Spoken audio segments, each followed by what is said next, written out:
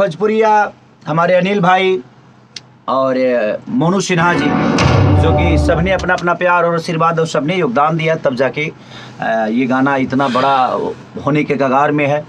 और ये गाना इतना जल्दी रुकेगा नहीं, और आप लोग अपना प्यार और आशीर्वाद दीजिए।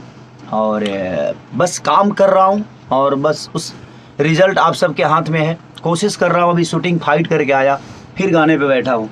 अब मैं बैठूँगा नहीं, आप लोग का जो शिकायत था उसको जल्दी से दूर करूँगा और करते रहूँगा। हर 2 दिन बाद नया ब्रेक और ब्रेकर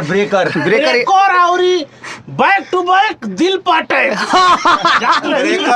और वो लोग असही हमनी की तरफ से फुल टू फुल एकदम चॉकलेटी केक खात रही। कहा हमें अभिषेक भोजपुरी न चिन्हत रहा लोग। हमरे के नहीं चिन्हत। ये है अभिषेक भोजपुरिया हुआ।